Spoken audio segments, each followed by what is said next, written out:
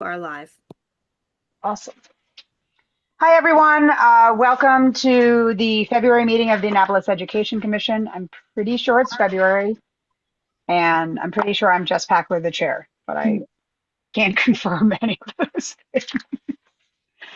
We are going to wait for just a second to see if a few more people show up so that we can get to quorum. And um, we were just trying to get our paperwork in order. So for those who are online, I am sorry that the agenda came out so late. Um, I'm quite not sure what happened to February, to be honest, or January, which seemed forever, but now it's very quick. And with everything that's been going on all around our community and country, it's just been a lot. So I'm sorry that it got the agenda was part of that, but we do have a good meeting tonight. Brooks should be joining us to talk about the legislation that he has in front of City Council. In fact, I will bring up the agenda. So while we're waiting, everyone can um, look at that.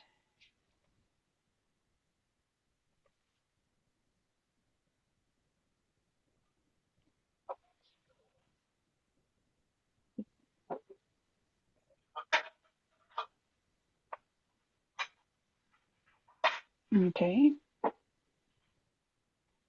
You will notice, and I'm very excited that Corey went through and spent a copious amount of time going through and creating minutes from all of the previous meetings so that we are caught up, which is really, really hard and a lot of time and a lot of effort. And so I really appreciate Corey, you for doing that.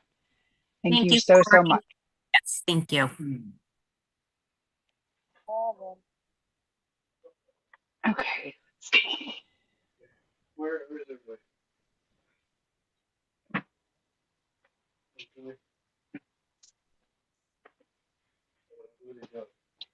We have one, two, three.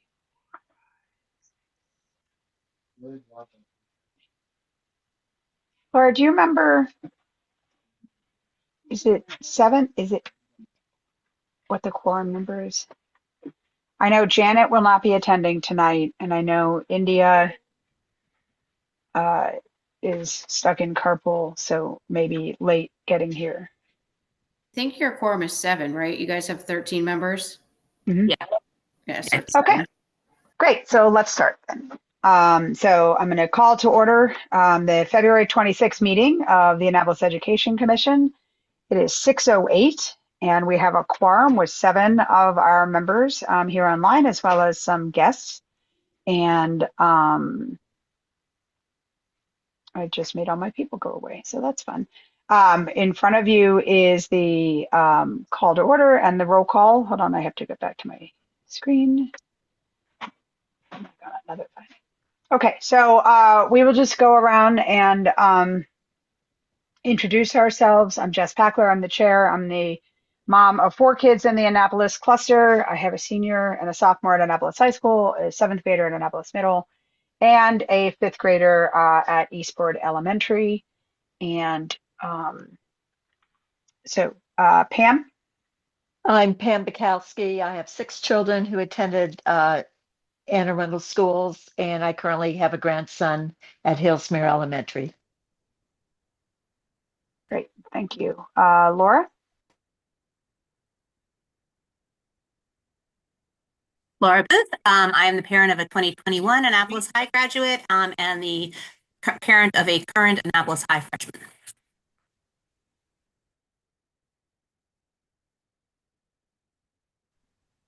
Okay, Odessa. Good evening, Odessa Ellis, parent of 3 graduates, adult children, I guess, adults. One came out in year 2000, and then the other 2 came out in 2004 and 2005. Okay, Jamie. Hi, I'm Jamie Weaver, Ward 2. I have 4 children, Germantown Elementary and Bates Middle. Okay. Corey?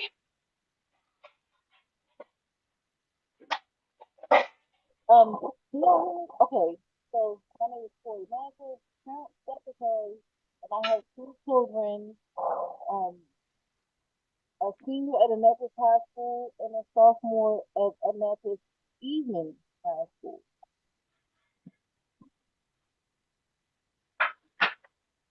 Okay. Sorry, I am just realized that the note taker wasn't working. Not the Corey note taker. The Corey note taker is working fine. The AI note taker. Latika? Hello, good evening, everyone. I'm Latika Hicks. I am the president at Annapolis High School, PTSA. I have 2 kids at Annapolis High, a sophomore and a senior. Hi, Laura.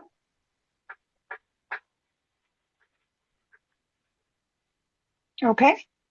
And I think that's it for right now, right? Did I get everyone? Enid, did I get you? No, you did not. Oh, you keep moving around on my screen. Oh, really?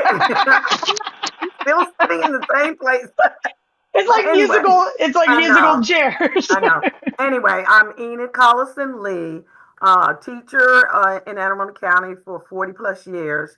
Also past PTA president of Bates and Mills Parole, as well as longtime member of this committee, and 2 children who went through the Annapolis feeder system. Perfect. All right. Thank you so much. So I know we just sent out the agenda and also the minutes. Has everyone had a chance to look at them? Do you feel comfortable approving them right now, or do you want to wait and read through them and approve them at the next meeting? I'd like to take a vote on that.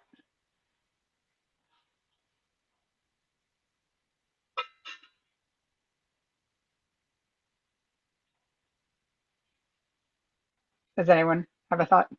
I would just like to say I haven't had a chance to read them. You sent them out tonight around what, 4? Yeah. And just for the record, that's not on Corey. Corey sent them to us with plenty of time. Sorry. Okay. How many people, with a show of hands, how many people have read them? I mean, that's important. Are you the only one? No, I am. Laura and Odessa raised her hand as well. Oh, okay. Well, that's And not Corey. So that's 4 of the 3. I can honestly say, y'all, I have listened to y'all voices. I have rewound the meetings and everything. I hear y'all in my sleep. I can't hear her. She was saying that she now has our voices memorized and she hears us in her sleep because she had to go through all the YouTube videos. You know what? But I'll go along with it. I mean, if I will, I think we can vote on it next time. It's just they're out there now, so if we want to postpone the vote for next time, I think that's legit, so that folks have time to read them. But you should read them and admire them because Corey did a fabulous job. Fabulous. Okay, so we will postpone the vote on the minutes from the fall, from the September, October, November, and January meetings.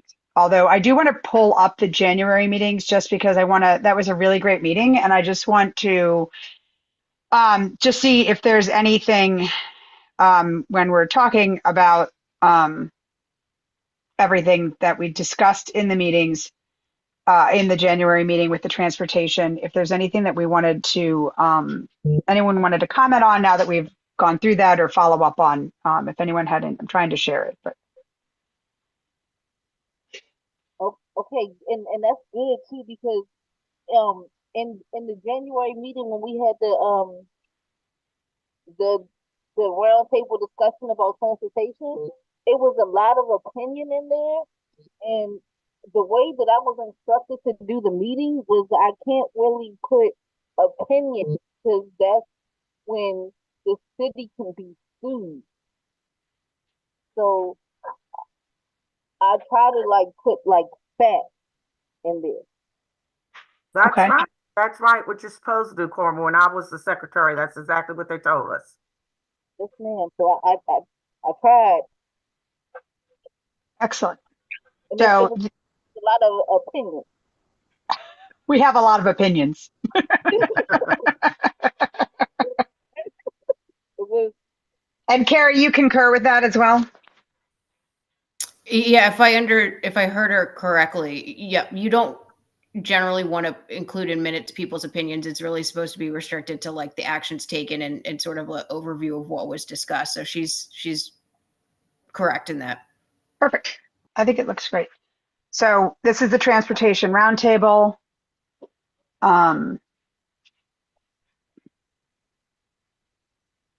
And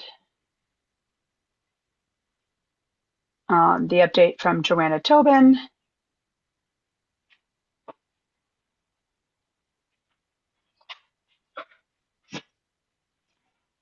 So I just wanted to quickly go through and just remind everybody where we are, or since that was the most recent meeting, just where we were.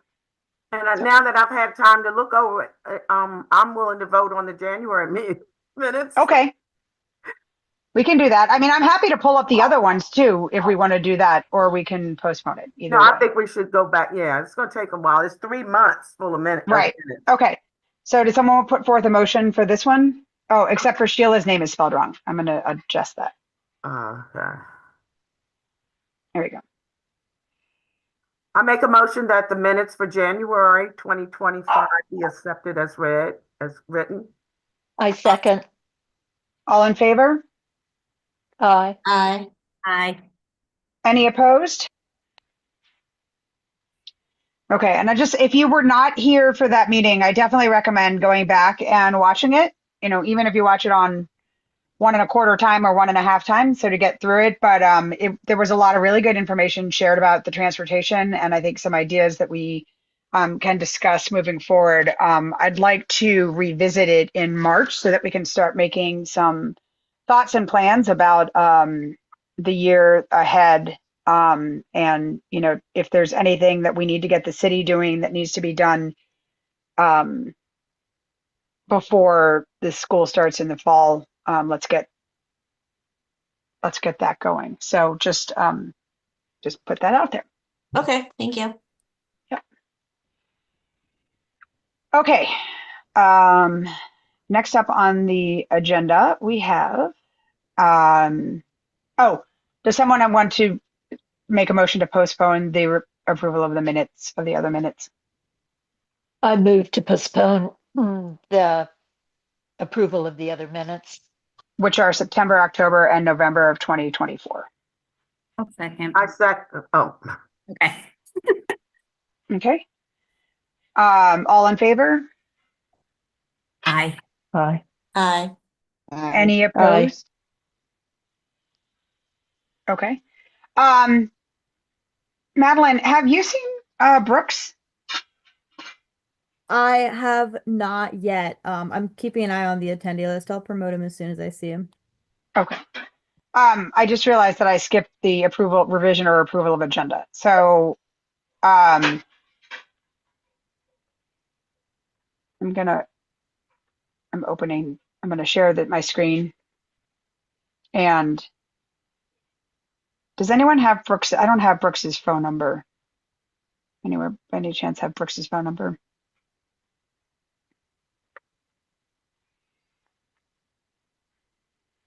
Let me see if I can find it. Does someone want to make a motion? Any revisions to the agenda for tonight, other than possibly moving Brooks to somewhere else? Like here. I'll make a motion to move him to somewhere else. Okay. Okay. with that move, does anyone have, can I get a motion for approval or for revision? Oh, he said he'll be on by 6:30, so that should work out. I move To for approve. approval of approval with the revision. Second. Okay.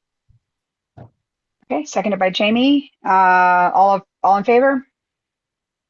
Aye. Aye. Any opposed? I think that was Jamie that seconded it. Okay. So we got an email today, and I sent you all an email about it as soon as I received it, that there's another, so Brooks is coming to talk about one legislation that was referred to us, and then today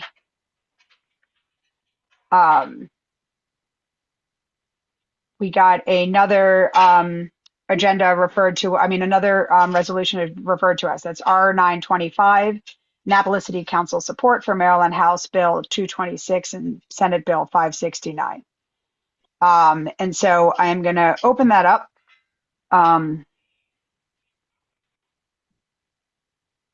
So that we can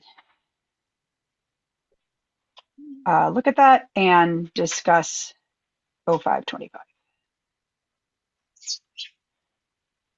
I'm going to open it in a way that so everybody can see. I don't know how many of you have had a lot of experience with, and I know some of you have, but with the city's legislation.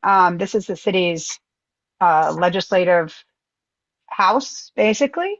So when legislation is up for vote and is in discussion and has been passed, it goes through, it is put into this part of the website, of the city website, which is annapolismaryland.legistar.com, which you can get to from the main page of the annapolis.gov website. This is not the one. Hold on. Although speed monitoring cameras are also probably something that we should.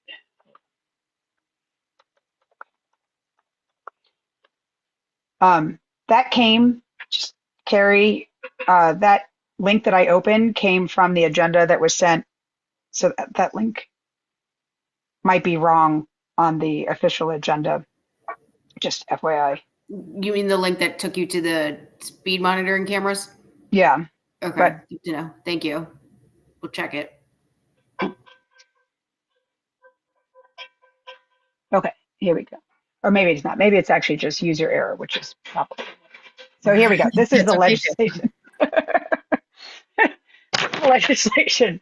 So R925 is Annapolis City Council support for Maryland House Bill 226 569 for the purpose of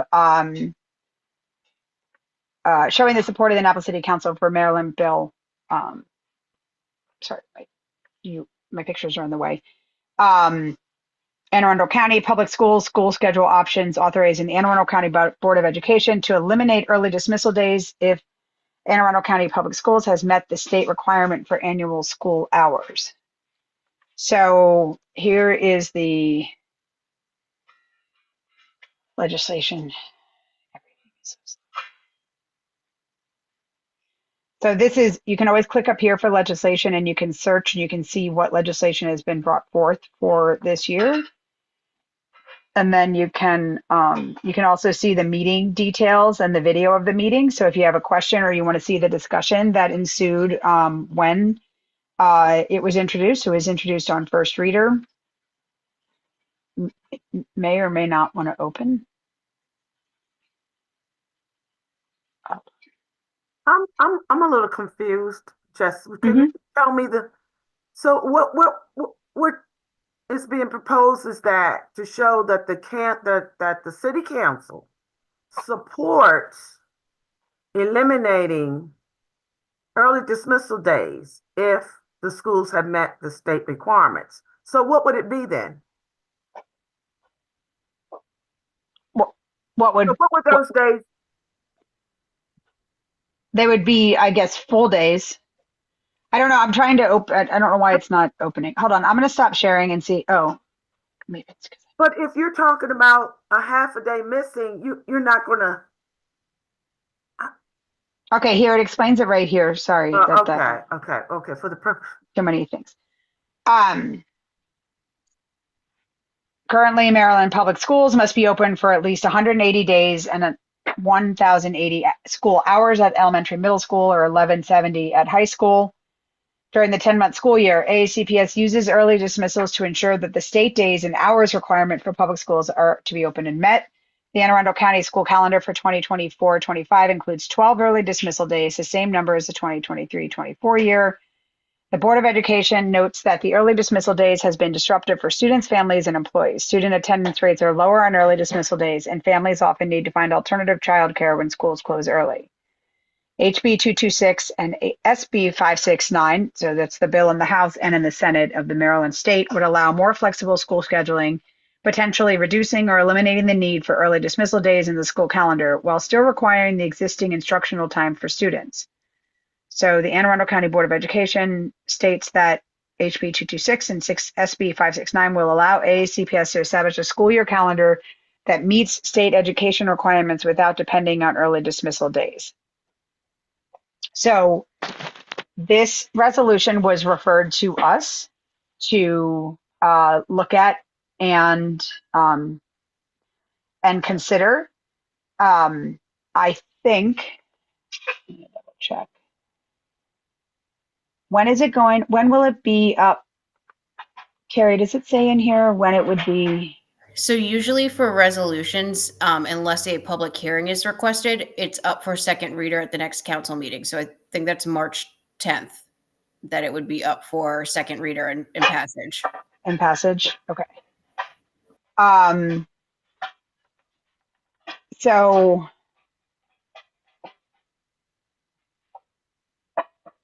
they provide information like the resolution is not going to impact the staffing needs. There's no staffing impact.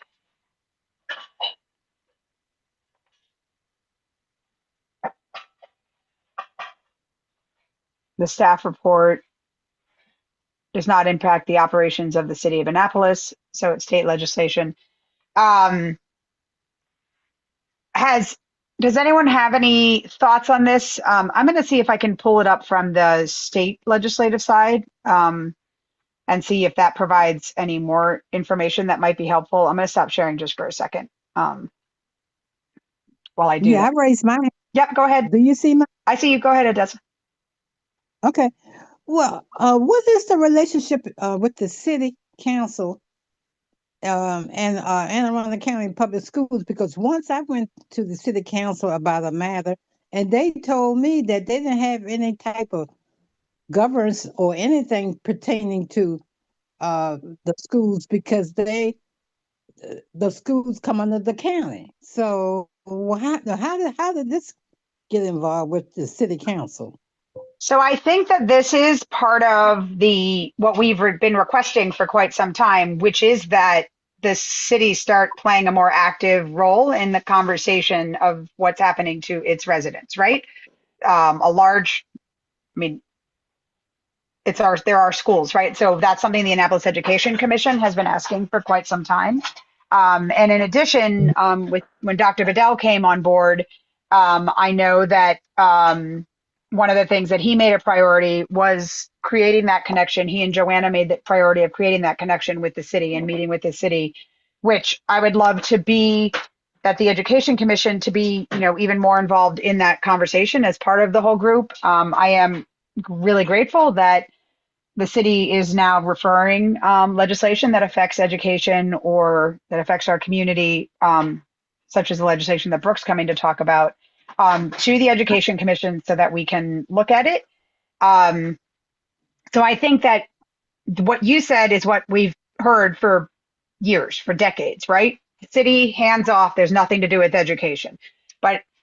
And while it is true, the city does not have any role in the actual education of the students in the classroom, it is impossible to say that the city does not have a relationship with the education or a role to play in the general education world, right? The schools are in our city, the roads and sidewalks that go to them are in our city. The students who attend them live in our cities. The parents are all part of the city. The homes in which everyone lives, all part within the city. And decisions that are made both in the city affect the schools and the school system, and decisions are made by the school system affect city and residents and life in the city, and also with the state. So I think that that is where this comes from. I see it as a positive step. Do you want to say anything else, or should I go to Latika or Corey? Did you put your hands down? Yes, I did. Okay. I heard it at the end, so Okay. Latika? So my question is kind of along the same lines with Odessa. Besides transportation, what is the city's how can they impact the county decision as far as those days? Because although yeah, you have a lot of the kids that live in Annapolis, you have all the Magnet programs, so you have kids that come to like the high school, come to Annapolis High School that's from other areas in the county. So I'm just curious about, what this legislation, what real impact can it actually have when we're talking about the calendar, the actual county calendar. So I see, like I said, I see relationship as far as transportation. That's really important, right? When we're trying to get, the city of Annapolis to, have bus system that comes, closer to the high school for those kids and working with the county. But with this, I'm just not clear as to how the city can really impact the county with education in regards to this, their calendar. Enid, did you want to respond to Latika, or did you have a different question? Well, I kind of heard what you said, and I think they don't have a governmental or official governmentship or some whatever the word is over the county schools. But I think what Jess was trying to say is that they're showing support for the students that live in the city. If this has been a problem for parents, if kids are missing school because of this, and like Jess said, it's about time that they start taking an interest in it, because these are the people who live in the city. So basically what they're saying, hey, we've heard parents, we've heard this, we've heard that, and as a government agency here in Annapolis, this is what we are urging you. We're supporting this. Am I right, Jess? Isn't that what Yeah, you're saying? I think that's what it's showing support. It's showing that Annapolis City is working with Anne Arundel County Public Schools to do that. I will say that in addition to transportation, another thing that might be affected by this is aftercare. And in any school that's located within the city of Annapolis, the city of Annapolis has to provide aftercare, right? The county doesn't provide aftercare. So this is the wording on the House bill. So I think that what this is saying is slightly different than the way it's written in the city's bill. Because what this is saying is that the Anne Arundel County Board of Education may elect to operate one or more schools within the county using a scheduling model that eliminates early dismissal days if the minimum 1080-hour requirement under this section is met, which means that we don't have to necessarily do the 180 days, because right now it's 180 and minimum hour. So what it's saying is that if we get 180 hours, 1,080 hours, we don't also have to have 180 days. Does that make sense? Go ahead, Laura. I was just gonna say that's exactly it. Joanna, I know, has come and talked to us about it a couple of times, and it is because everybody complains about the schedule. They want to have the whole week for spring break. They want to have the whole week for Thanksgiving. But they don't want to go, we got to build days in for snow days, but they don't want to go into June. But because of that 180-day requirement, whenever we've talked about the calendar, it's really confined how much movement they can do to the calendar. And if they can relax the day requirement, as long as we still get the number of hours in, then it means that instead of having to have like a half day with the professional development for teachers, maybe that could be like moved to a Friday and have like a long weekend or something like that. So it's a day that parents could actually use instead of, like, okay, now I have a whole day off and now I can actually do something with my kids, or maybe give the kids off, move one of those days to like where I know sometimes like the federal holidays, the adults will be off, but the kids still have school. Like, the holidays don't match up because we couldn't put like there was one, was it Veterans Day or something? There's a couple of days that are built into the calendar that are typically federal holidays that adults have off, but the kids don't have off, because we can't take more days off for the kids because we have to hit that 100-day requirement. So this is something the school system's been asking for a while, and they've asked the state for this. And so the city is just saying to the state, hey, we support what the school system wants. And I think that I don't see any reason why we couldn't also, support that as well. Yeah, I think that is what it, I think that's what it means. I think it's great. I mean, I personally agree from what Joanna has said at our meetings previously, that if they're not bound by both the hours and the days, then that gives them more flexibility to create schedules that work for families, which I think is great. There's a whole nother side that'll, oh, sorry, go on. Yes. So what is the relationship from now on, I guess, with the city? And, can we go there and bring up, incidents or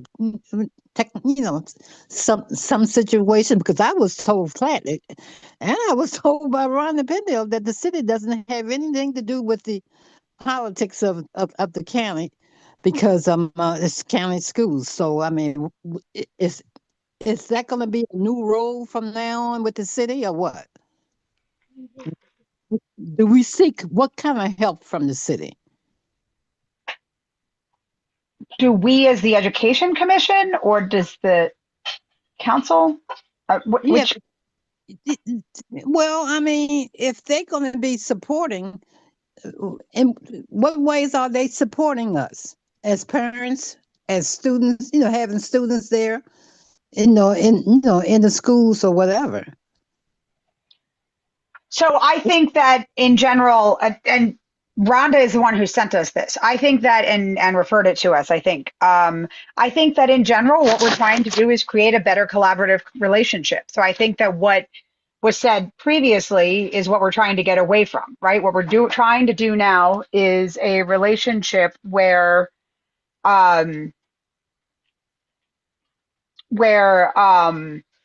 the city and the school system and the county, where the county is necessary, work together for what's best for our students, right? So I think on a on a purely, not this particular subject, but for example, the snow removal, right? So during the snow removal issues in January, there was a lot of collaboration and work between the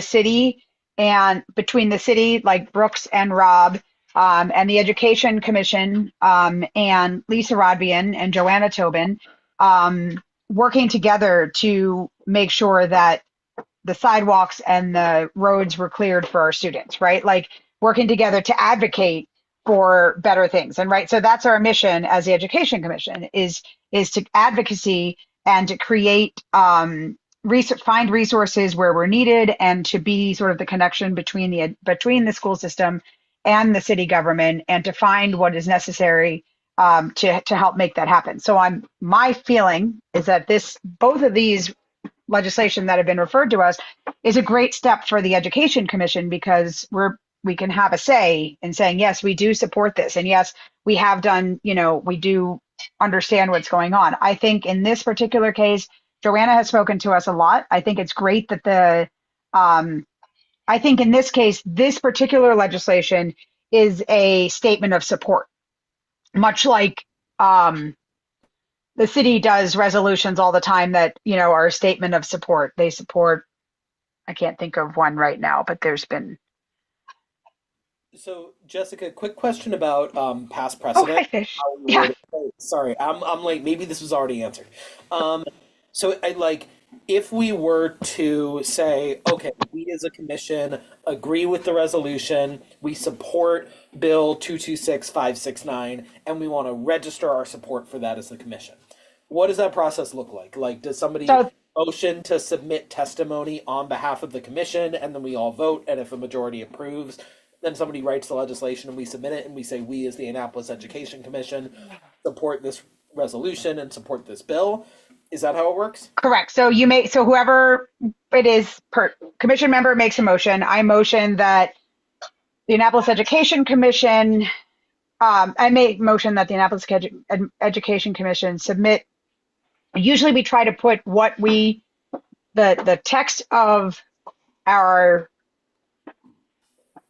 support in the motion itself, right? So the Annapolis Education Commission supports Resolution 9-25, Annapolis Council support for Maryland House Bill 226 and Senate Bill 569, 2025. We do a roll call, we do a vote, and if that passes, then we submit that then officially to the city or to whatever board. We haven't done a lot of motions like that recently. We used to do a lot more motions, particularly things that were happening on the Board of Education, which is why it's really helpful to have a commission member who attends Board of Education missions so that when there's things coming up, we can, but when we were doing redistricting, for example, or sleep or later start times, those types of things, we would make motions and then send them to whatever legislative body it was, in support of it. This is, like I said, the beginning of, this is really the first time that we've had resolutions sent to us from the city. But we have in the past made motions in support or not support of things that are happening at city council. So yes, that's the process. The process is someone would make a motion. That motion would be voted on, seconded, voted on. If approved, it would be sent from us, from the Education Commission to City Council.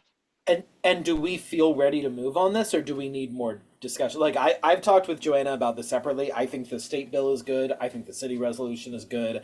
I personally would be very much in favor of the commission supporting the bill for all the reasons that Laura cited, right? Like it gives the school system more flexibility without reducing the actual amount of instruction kids get. And most importantly for parents, it reduces the number of like completely inconvenient half days.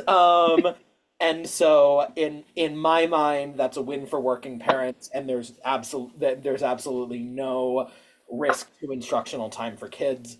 And Dr. Bedell is clearly advocating strongly for it, and I think we all feel pretty bullish on Dr. Bedell. So you can make a motion. So you would, it's appropriate time to move, and you can make a motion. And then if people have, after the motion's been made and seconded, we'll have discussion. So if somebody has a question or feels like maybe it's not enough time, we can discuss it in that session, just like in regular Robert's Rules of Order. So I move that I'm going to make a multi-part motion. Tell me if this is out of order. I move that we submit testimony to the City Council in support of Resolution 925 and testimony to the General Assembly in support of Bill 226 and Bill 569 as the Education Commission. I second it. Enid? Well, we're saying we're going to give testimony. Don't we have to approve it before we say we're going to give testimony?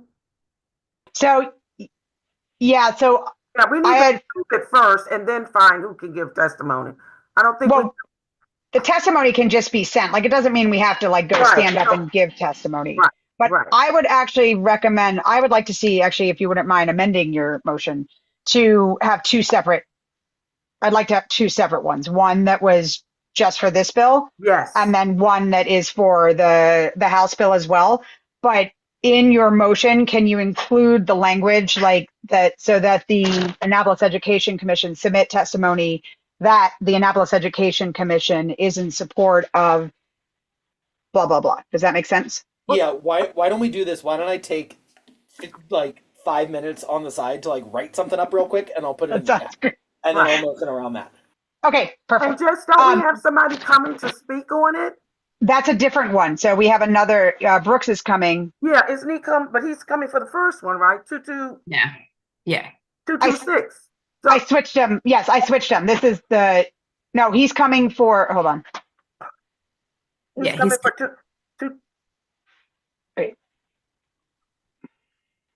He is coming for, He's Five. coming for it's ordinance 125 and this is resolution 925. Oh, Brooks right, is here. and he's here. 125. Okay. Brooks is here. Right. It's a different legislation. So why don't we have, and Enid, when do you have to leave? At 7? I have to leave at 5:07. So could I do mine? Well, I don't know. I want to vote on this first, though. Okay, so why don't we have Brooks talk about his legislation, and then Fish, if you want, when he's finished, then we can talk about that we can vote on that and hopefully vote on Brooks as well. All right. Well, thank you, Madam Chair, for moving me around the agenda. I apologize for being late. DC traffic getting back on the bus. It's a thing. So 0125 is the goal of it is to update childcare legislation in the city of Annapolis. There are 3 primary moving parts for the first reader of the legislation. One, it gets city code in line with state code for it. There's a lot of just various updating that the city needs to do on that front. One of it being how we define. Currently, we define it as daycare. It updates it as childcare and a couple various other things. The second is that it legalizes family childcare large in residential districts. Currently, the city only allows daycare small, which is defined as 8 children or less in our residential districts. This is legal in every single residential district. This would legalize family childcare large, which is 9 to 12 children. And that would obviously expand the number of children that can receive childcare. Family childcare is the largest childcare provider that we have in the city of Annapolis. And then it would remove a very unique regulation that the city has under its family childcare regulations, where we have a staffing cap of 1 non-residential employee at family childcare centers. So hypothetically, if my wife and I had a family childcare center inside of our home, and we had, regardless of how many children that we wanted to provide care for, and staffing ratios provided by the state, we could only hire Fish and not Fish and Jessica. And even though we needed more employees to match staffing ratios, and that means we would either have to cut children that we take care of or remove children that we take care of. So that prevents families from getting childcare. You all are working with the Education Commission. You're probably just as aware as I am of how difficult it is to get childcare, of the expensiveness of childcare. So legislation like this can help address the problem. This won't be the silver bullet. This won't solve everything right away, but it is something that can help. So I hope I've done a relatively decent job explaining just the quick and dirty of the bill. Happy to answer any questions that you have.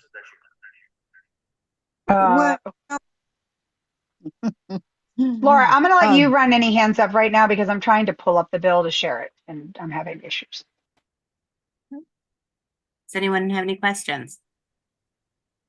Oh, I do. Okay, go ahead, Odessa. I'm trying to figure out childcare. Okay. What happened to Head Start? Is that still in place? Because I was told that over at the Eastport Rec Center that they were going to start childcare or Head Start from age 2 in January. And here it is, almost March? And what's going on? And why are we talking about childcare? I don't know. Well, is childcare a problem or what? The It's a big legislation problem. was to answer the questions in order that it was received. In regards to Head Start, I'm sorry, I don't have an answer. That's not a program I'm particularly familiar with. This legislation is not really related to the Esports Head Start program. This is more focused on the family childcare regulations for that specific type of childcare program. Why it is being discussed today, Alderman Gay did refer it to the Education Commission because early childhood care does have overlap for you guys' prerogative, and childcare certainly is a problem right now in the city of Annapolis. There are wait times of up to a year for many families. Costs are as expensive as mortgages in the city for many families. And something that I like to say is my best friend, he had a daughter she's about 2 years old. She actually turns 2 on Saturday. I'm her godfather, and they were talking about how they had to wait a year to get her in childcare, which was way too long, and the cost was again $2,000 a month, which was more than their mortgage. And so the mom had to quit working, had to stop her career, and that holds families back. And that's not a unique story. So regulations, updating regulations like this to make things easier to provide, increase the amount of providers, increase the number of children that centers can help reduce that problem. Again, they're not silver bullets, but there's something to be said about just making things a little bit easier for families. And that's what this bill does. Indy, I'm going to go to you in a second, but Brooks, can I hold on, Odessa, or if can I summarize, am I wrong in summarizing in saying this is going to make it easier to have in-home childcare rather than having to have commercial childcare facilities? This won't have the only impact this will have on commercial childcare facilities on the first reader. I don't mean like without those. I just mean it'll make it easier I should just say it'll make it easier to have in-home family childcare. Yes. Correct. Okay. Yes. And my understanding of this too is that it will enable, because they're increasing the number of children that can be there. If you have, say, an infant that is in full-time daycare and you have an older child who's in elementary school, and allowing the daycare provider to have extra space means that you could drop your infant off, and then at the end of the school day, your older child could walk there or get dropped off by the bus, and then you could just pick up both kids together instead of having to have separate. There would be space at the childcare provider. They could handle a few more extra children, so they could do aftercare, which certainly is something that we need in our schools here, because our after school programs are usually full. And if you have a parent with an infant and a child in aftercare, then you have to go 2 different places to pick them up at the end of the day. So it makes life a little bit easier. And especially right now, because so many parents who are federal employees are having to go back in the office. There were a lot of parents that have been working from home and have been available to drop kids off to get them on the bus in the morning and then get them off the bus at the end of the day and still handle their working day. With the return to office for federal employees are now really suddenly strapped for before and after care. And it's just not available. There just aren't Right. that many spaces. That is definitely a scenario that this legislation can open up by increasing the number of children. So right now, again, the current family childcare maxes out at 8. By increasing it up to potentially 12, if a family childcare provider wishes to do so and can hire the staff up to do so, they can open up that flexibility for parents, which helps tremendously. Awesome. All right, India. To Odessa's question, Head Start is only for certain lower socioeconomic families and kids with disabilities, so very restricted, and is federally funded. Thank you. And more to the point, even if there is expanded Head Start programming in Eastport, it's not going to meet the demand that we have in the county on its own. There's still going to be people who need childcare and don't have it available. Right. Or Annapolis. in the city in particular. I mean, because especially like what Laura was saying about aftercare programs, most of our schools actually don't have aftercare programs, and that's a huge issue. So, I mean, you know, Brooks, I've been in favor of this bill since you started introducing it. I think family child care homes, obviously, you know, center-based care works for some people. Family child care homes work for other people, but we should be making it easier for folks to access different types of child care and start different types of child care, not harder. And these all seem like as somebody who used to work in a preschool, I looked over the bill. I don't see anything in here that changes anything that's really important for the safety and functioning of these centers. It sounds like it's just getting rid of administrative requirements that make it harder for somebody who wants to run a really good child care center out of their home to start one. So I think it's a good one. Sorry, can I just ask real quick, because I know Enid has to leave. Is this going to be voted on before our next meeting, which will be at the end of March?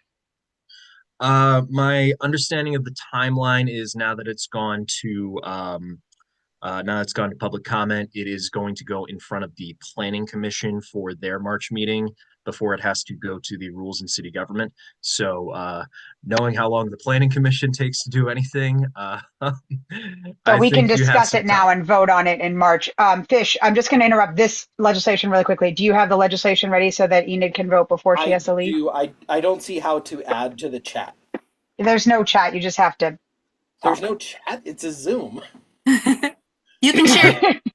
You can, if you have something typed up, you can share your screen. Okay, welcome to the ongoing conversation since right about now, 2020. I sent a request to share my screen. What kind of broken Zoom is this? Where there's no chat.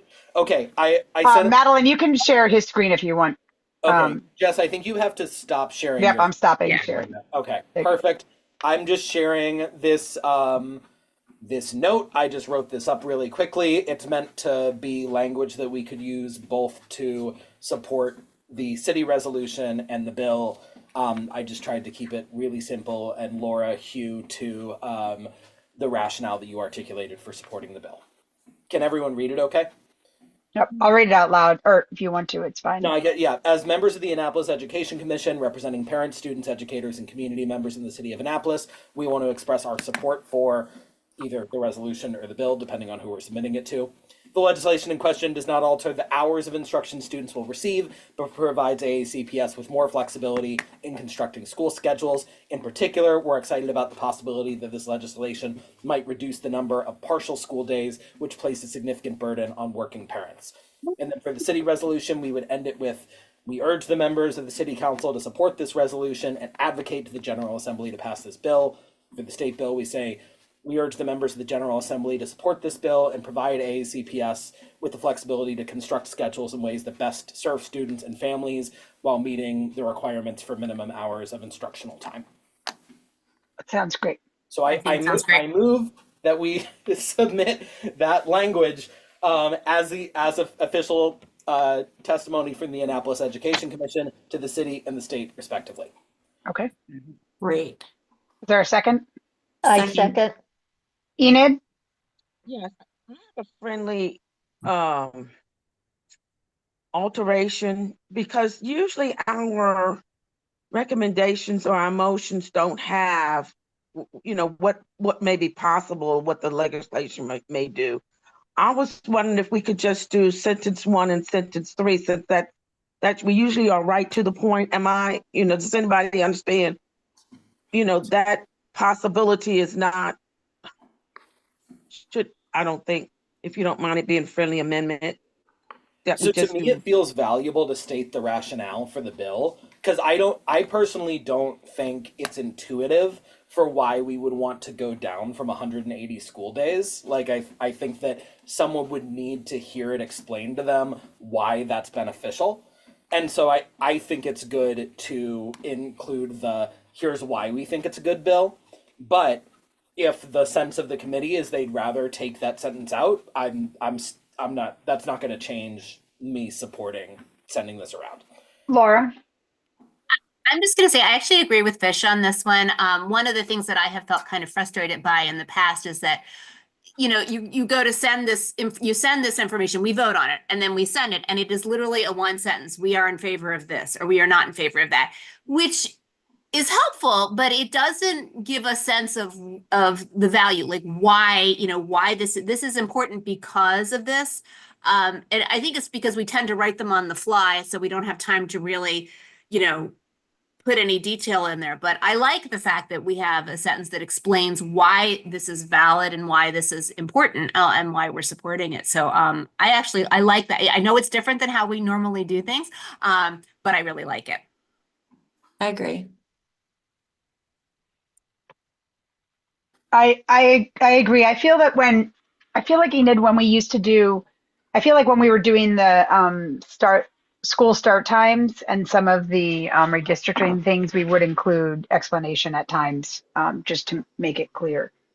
So I'm okay with it being in there. I see what you're saying, but I'm also okay with it being in there Okay, if that's. that's fine.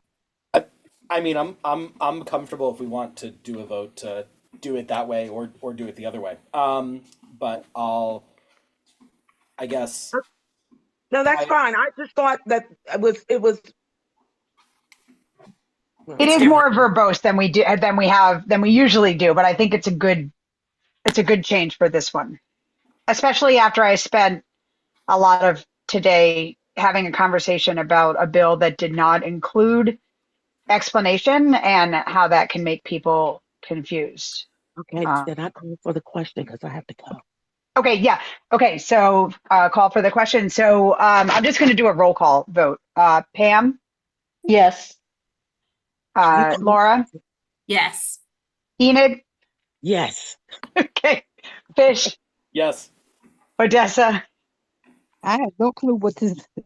We're talking about childcare and we're talking about out of school. So no, I don't understand. Odessa, this isn't the childcare one. We went back to the other resolution about the Okay, number of hours. I'm still voting no because I don't understand it. Okay. Odessa, just to clarify, this is us saying to the city council and the House of Delegates that we support the bill that makes it so that Superintendent Bedell can make a school schedule that is fewer than 180 days, but has the same number of hours of school by having fewer half days. So it's us saying we support that change. But that's okay if it's up to you. So you don't have to support that. I just wanted to make clear what it was that we were voting on here. Okay, I just don't understand everything so far, so I got to do some background. Okay. Yeah, we switched because it's multiple bills that we're discussing, so that got a little confusing. Jamie? Yes. India? Yes. Corey? Yes. And I vote yes as well. Great. Jess, I will stop sharing my screen and I will send you this text. Okay. And now we will go back to Brooks and the childcare bill. So now we're back to talking about childcare. Sorry about that, Brooks. I just wanted to make sure that we got that vote in before Enid had to leave. No worries, completely fine. Okay. So yeah, to follow up on, I believe Ms. Booth had a question on safety standards. I apologize if I'm misremembering questions or whatever, or maybe it was Mr. Stark. But no, this doesn't touch safety standards. That's all set by the state. So we still follow those, we still enforce those, and the state will help us. This just goes away with some other additional burdens that the city has put in that have made childcare facilities more difficult, family childcare facilities more difficult to own and operate. And this bill hopes to take that to make those easier. Okay. Laura? I was just curious about what was the rationale for the existing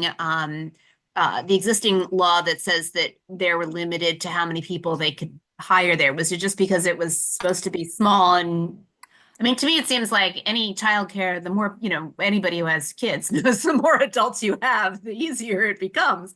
So I don't understand what the logic was for limiting how many people you could have helping.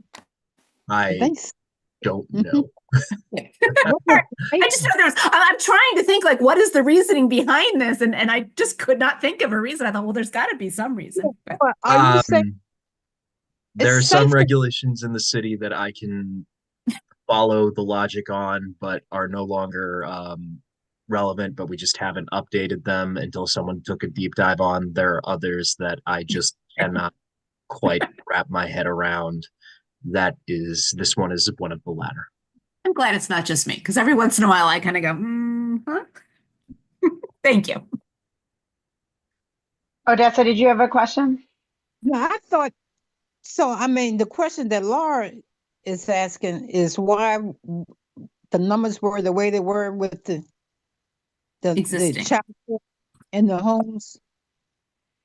Is that what you're saying, Laura? Mhm. Yeah, I just didn't understand it because the current, he said that the current limitation is that they can only have one person working there, you know, that they One can't. non-residential, Yeah, one one person, non-resident staff member. yeah, one person who doesn't actually live in the house to work there. But, you know, I don't understand why I mean, I guess it's because I know that there was the ratio of child, it had to be, you know, one adult per, or two adults per 8 children or something. Because I remember when I did a cooperative preschool many, many years ago, that there was a limit, you know, there was a very specific. What is the limit, Brooks? Do you know?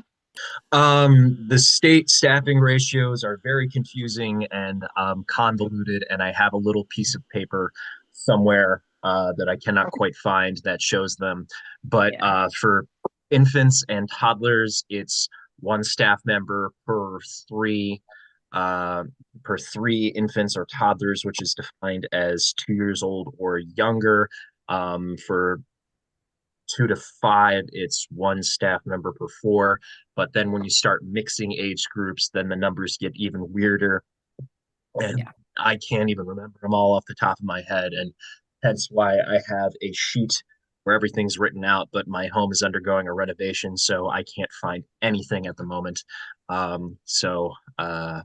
hope you will forgive me, but the staffing ratios are complicated, which is why the more staff you allow, it increases your flexibility to take on more children and provide a desperately needed service.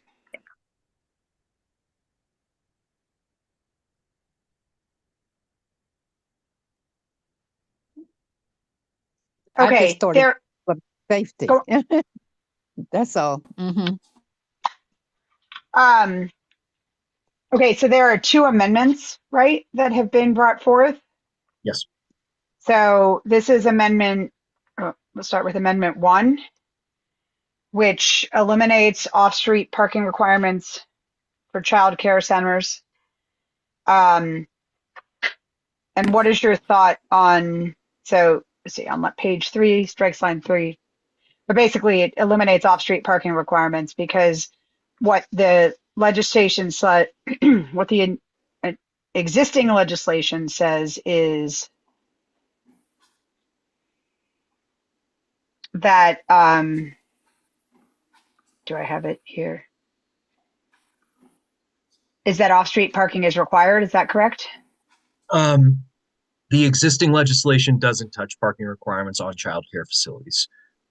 It updates city code to state code, and then it focuses on the family child care state standards. Alderman Savage put this in because we are both interested in parking requirement reform as better use of city land. That's your agenda. Alderman Savage took the lead on this. Okay. I personally agree with it. It's no secret I find parking requirements arbitrary, silly. There is nothing that ruins a city's walkability or shape like an arbitrary number set by a manual that frankly has no statistical correlation with anything. And I greatly mean that we get our parking requirements from the manual of transportation engineers. And when you look at the statistical correlation for the formula of this versus that, it is very frequently less than 10% relevance. Okay. And it does not necessarily mean that no parking is given. It just means it's not done based on the formula. But what I do know is that parking requirements do stop businesses and things from being formed, and anything that stops a child care facility, whether it be a center like a commercial one or a family care center or a family care facility like out of someone's home, is bad. We have a child care shortage that we desperately need to address, and anything that makes it easier to open these facilities is good. Parents are not having to choose between their children's success and career due to lack of parking spaces. They are having to choose between those two things due to lack of childcare. I fully support that. So I just want to make sure, though, I feel like this is what it should be removing. Here, let me if you wouldn't, I have the bill up on my own laptop. My eyes are terrible for a 35-year-old, or not even quite 35. If you wouldn't mind citing the Oh, yeah, sorry. line and the page and line for me. So, well, in the amendment, it says page 334, 35, but it looks like sorry, and I had zoomed it out, but I can zoom it in. Page 334, 35. Yeah, could you But- zoom in on that, Jess? There we There go. you go. Sorry. So, but it doesn't mean, so it says no off-street parking provided shall be located in a required front yard. Family childcare homes in the R1 involving shall have off-street parking for non-residents pursuant to 2166-130. So looking at looking at this amendment, it seems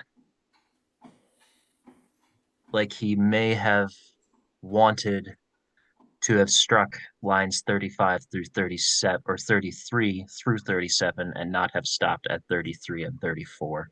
But I was thinking as well. He wants to get rid of the one that says the non-residents parking. I Correct. shall note that to him, and I'm sure Okay. he will be And then more than on- willing to accommodate. Yeah. And then on page 5, strike lines 1 and 2, 7, 6. Adequate on-site parking sufficient to accommodate the use of the facility shall be provided with signage to reserve spaces for the daycare center. Gotcha. Yeah, I Yeah. would agree with that as well, because if it's a family daycare, they're dropping off and they're leaving. Getting No any, different than somebody dropping by and bringing me a coffee or something. Please bring me coffee. I too am a fan of caffeination. Okay, perfect. And then the second amendment, also from Alderman Savage, ensures continued compliance with the intention of the critical areas resource conservation area. That it would Yes. continue allowed practice of having smaller childcare options run out of homes and continue to prohibit larger area operations in the RCA. Yes, the law office and I made an error while drafting this, and we accidentally allowed childcare centers like the large commercial ones in the critical areas, which would make us in conflict with the state law. That was not our intention. It was a goof on our part, and we didn't mean to do it. Alderman Savage caught it, and so yeah, we're just gonna. And so It's a just technical fix, and we're good with that. okay. One of the things I know that was brought up in email conversation was about when situations like you have with the Primrose, the new Primrose Child Care Center, and the traffic, any traffic concerns. But again, if we're talking about 8 to 12 children versus I don't know how many kids are at the Primrose Center, do you have any concern about that in terms of drop-off times and that type of thing? Not particularly. Okay. Slower traffic is not forcing families to choose between their careers and their children's future. Lack of childcare facilities is. Laura, I can't hear you, but I see you talking. Yeah, no, I was just going to say the only issue with that is that, if you have a lot of parents that are trying to drop off, like if I have to be at work by 8 and there are only, I'm at a childcare center and there's only, 4 parking spots or whatever. What do I do if those 4 spots are taken and I have to be at work? I just sit there in my car waiting for that. I mean, because I have to park and walk my child in safely. So I don't necessarily want to leave my, park and have to walk a child through like traffic or whatever. And I think the concern was with like the new one on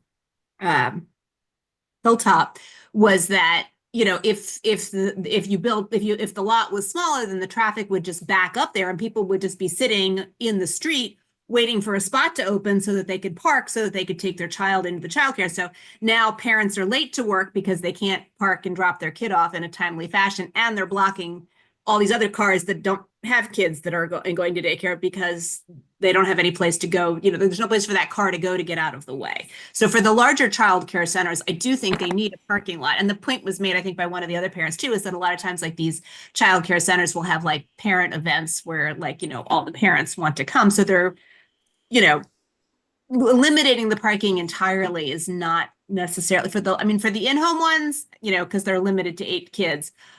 I don't see that being an issue, but for the larger childcare centers, I do think the parking lots serve a, you know, they serve a purpose, which is that allows parents to get their child safely inside. So any of these change, the removal of a parking requirement does not necessarily mean that all parking is eliminated. It just puts the decision on how much to provide in the hands of a builder and a business that has a better sense of what they need versus the arbitrary formula. Right, but it still leaves, it puts the problem though back on the city if all of a sudden there's this teeny tiny lot and now parents are waiting to get into the lot and traffic's backing up behind them. Then it puts that burden back on the city because now it's gummed up the city traffic. But so these changes are only for the in-home childcare, right? For the These are in-home not ones, I for- think that's a legitimate. I mean, I don't think we need to worry about it so much for in-home because they're on a residential street, which presumably has some parking to begin with, or at least some space. But on for the larger child care centers, like I know that was a huge conversation when the one on Hilltop, is what happens if that lot, you know, parents are waiting to get into that lot and traffic backs up there in the morning. And because a lot of people use, you know, anything that happens on the arteries going up and out of the peninsula becomes an issue for city residents. Brooks, can you confirm this legislation doesn't change those childcare centers and their parking? This is only talking about the family childcare homes, correct? I actually believe the page 5 portion does have an impact on the larger centers. Let me get to the. Oh yeah, right down. Yeah, I think it's right The there. page 3 portion is focused on the family child care centers, but I believe the page 5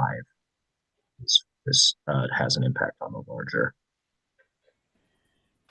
I mean, if anything, maybe daycare center. Yeah, the daycare center is child care centers. Yeah. Although that is educational and religiously affiliated daycare centers, which is basically like a Head Start or school or. Yeah, those would be things out of churches, and those are education and religiously affiliated. So those are things out of school and out of churches or synagogues or other houses of worship. So that does not include a commercial, like a Celebri or a commercial center? Is that Looking at how it is written, apparently not.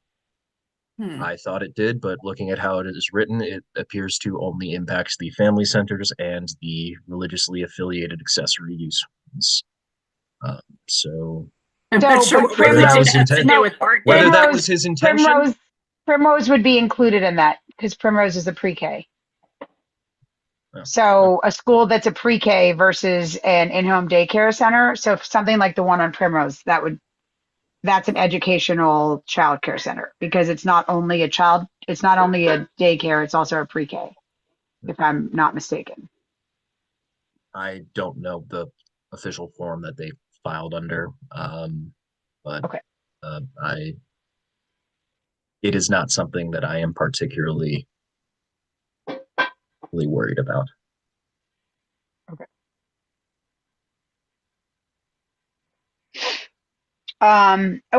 Does anyone else have questions on the legislation or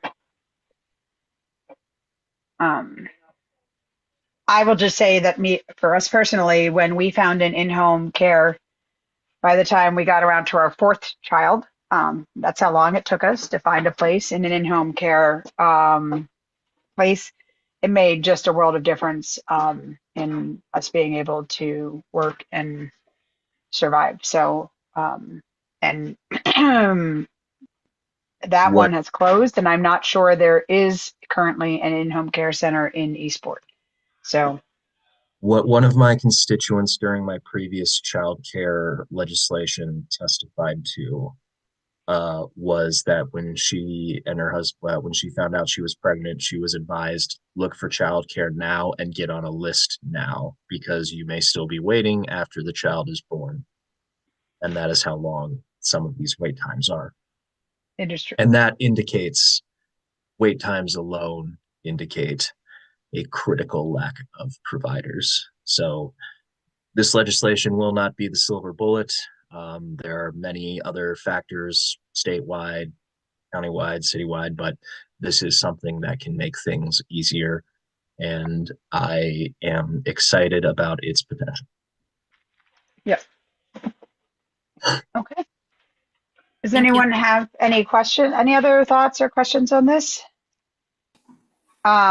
I think, especially since Enid had to drop off, we'll come back in March and bring it back up for a vote then, so that everyone has a chance to also see what planning and zoning has to say and what comes up. Does that work, Brooks? Does that sound appropriate? Sounds good. Just if you wouldn't mind giving me a reminder of when the March date is, a little bit closer to it. Yeah, sorry it was so last minute. I'll ask Mark to put you on the list right away. So it's March 26th is the date, but we'll put you on the invite. So much appreciated. Yep. And hopefully I'll be able to actually work from home that day and I won't be late. Hopefully. So much for you all's time. Unless there are any further questions, I will let you all continue with the rest of your meeting. Perfect. Thank you so much, Brooks. Thanks, Thank Brooke. you Yeah, for your thank you, Brooks. Okay. Awesome. Moving right along. Next part of the agenda. Redistricting status, the redistricting phase 2, the southern redistricting. So the redistricting, we talked briefly about it at our last meeting, and the redistricting page has been made live. I think it's something that we really are going to have to discuss as part of our commission, because it really affects our commission. Our schools. I'm going to pull up the website just to briefly. I think we'll probably spend a good portion of the next meeting talking about this. And try to get some people in from the school system. I'm having the weirdest problems with my Zoom today. I don't know what is going on. Okay, so this is the website. If you haven't had a chance to look at it, we are in phase 2, the Southern redistricting schedule, and there are 3 scenarios that have been presented. And in every one of those scenarios, the students who attend Mills Parole are redistricted to South River High School. So that is obviously a fairly large impact for the Annapolis cluster, but not only for the Annapolis cluster, for the Annapolis community as a whole. Mills Parole is an integral part of Parole, and Mills Parole School are integral parts of Annapolis. So, it's going to be a conversation of weighing the benefit, the pros and cons of the different parts. So, Laura, in order for me to do this, I can't see, I have to get rid of the people. So if you see hands raised, can you just call on them? Don't get rid of the people. I mean, the pictures of the Good, people. we'll be good. Don't hurt us. So, Laura. You sound like somebody else. right, the redistricting. I'm going to redistrict you right out of the Zoom meeting. I just mean I can't see your pictures. I can't see if anyone has raised a hand. So this is scenario 1. So let's see, we'll start with the existing. So you have Jessica can manage. It's So not a, yeah, it's not a friendly map. it's not a friendly map. So these are, I don't even actually really understand. So these are the existing, there's no colors, which makes it weirder on this one, but these are the existing. Here is the Mills Parole. This is Hillsmere area. This is Tyler Heights area. This is the Georgetown East area. This is Eastport, Germantown, Annapolis Elementary, West Annapolis. I don't This is understand Mills why. Parole. Yeah, Where is Mills? there's no Oh, there it dot. is. Yeah, there's no dot for Mills Parole. I I did wasn't the same zoomed in thing enough. earlier. I was like, where is it? It's gone. So that's Mills Parole. And then just as everyone knows, this area right here goes to Edgewater. This is part of Edgewater, not part of Mills Parole. So Mills Parole is this diamondish shape. For middle school, you have Annapolis Middle School and Bates Middle School. And again, this part goes to Central. And then for high school, we have Annapolis High School, this whole area all the way up to here, except for this piece right here, which goes to South River High School. So scenario one, yep. Did somebody say something? Okay. This is Gingerville. This area is called Gingerville. Gingerville. And I'm not actually sure that that's quite, it doesn't look quite accurate, actually. No, I didn't think it was Because that these, no, it's really, because these, oh, maybe it is. Maybe it's just harder to see. Oh, it is. It is accurate. It's just you couldn't see Reaver Road. So anyway, that's Gingerville, and that goes. So scenario one has the changed areas. If I am reading this correctly, which I'm very close, but I'm not. Gingerville actually goes to Mills Parole for elementary school. Basically, the changes really are there. Gingerville goes to elementary school and Mills Parole. Everything else basically stays the same. Middle school, Gingerville goes to Annapolis Middle, gets added to Annapolis Middle. And then the difference is that in high school, Gingerville still goes to South River like they do now, and so does the rest of Mills Parole. So this whole section goes that now the rest of Mills Parole? Can we go back? Is that like that shaded, that pink part with the lines on it? That's just part of the current Mills Parole area, not all of it, right? Hold on, let me zoom into Mills Parole.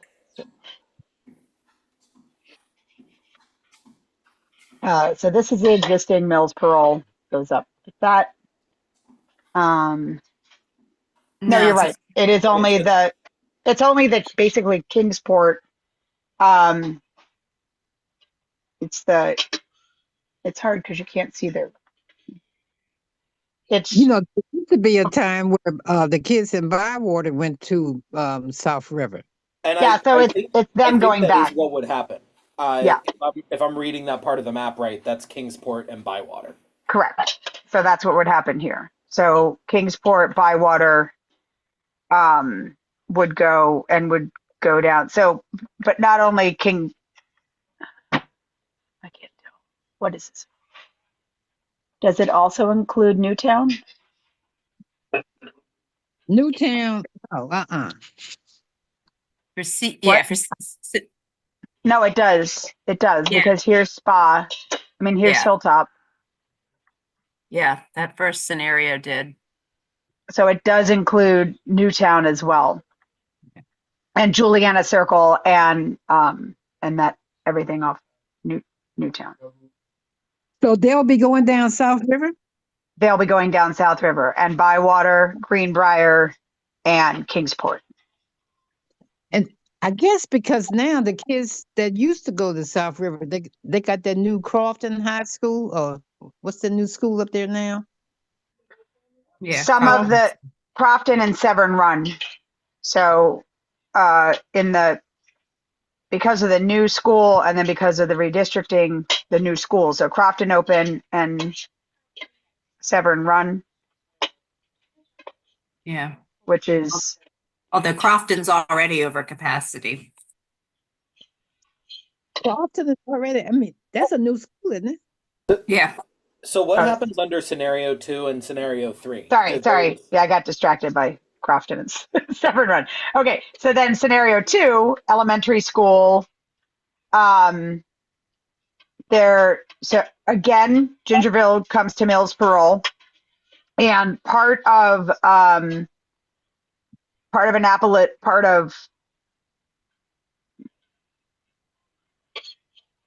I guess is that Germantown currently? No, that's Eastport. So this is Eastport. Wait. Oh, okay. Yeah.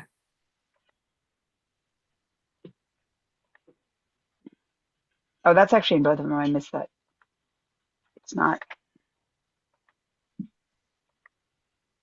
Yeah, you got to click yes on the Right. existing. I'm just trying to see. So it's in both of them.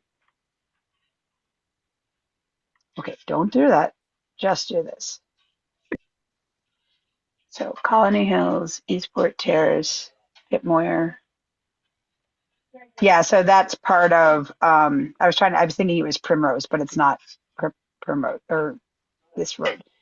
Yeah, so right now, that's part of Germantown.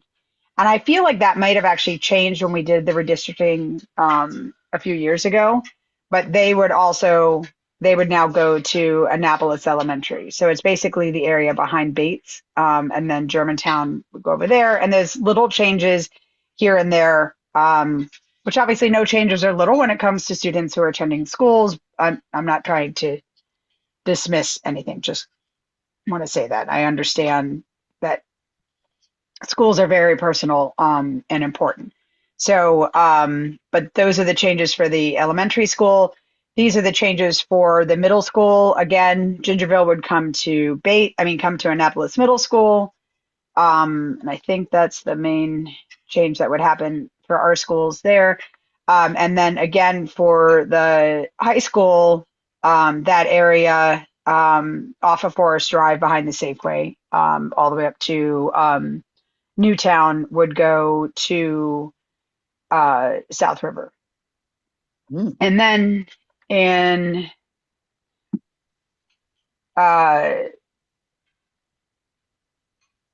scenario 3, same thing with this. There's no other changes in the elementary schools. The middle school, again, the primary change is Gingerville coming here.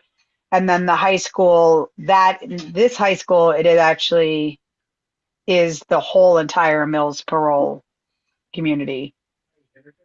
Goes to, so you can see this is the Mills Parole community. The entire Mills Parole community would go to South River High School. Well, entire parole community, right? So it would be all the way up to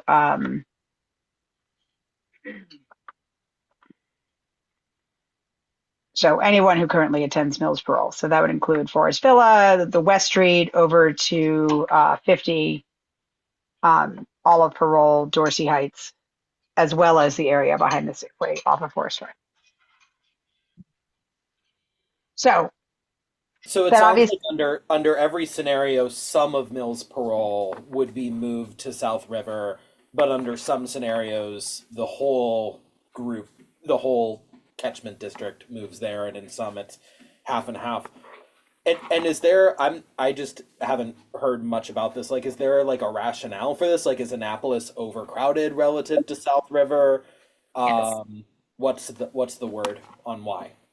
Well, the kids from Crofton used to go to South River, right?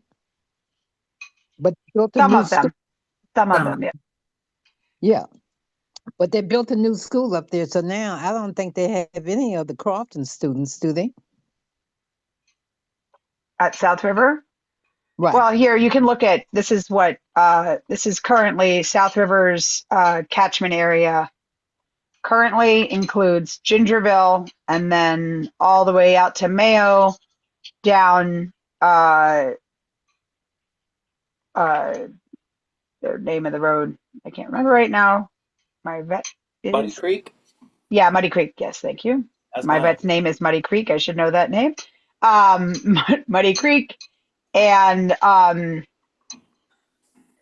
up this way This is 424, I'm pretty sure. So that's where South River is now. Okay, This is a but South River. at Crofton, since they built a new school, you don't have that population going down there to South River, right? Yeah, it looks like most of Crofton from this map is going to Crofton High. So I Right. guess, so Laura, you were saying that the rationale is that South River is Annapolis is overcrowded and South River is undercrowded.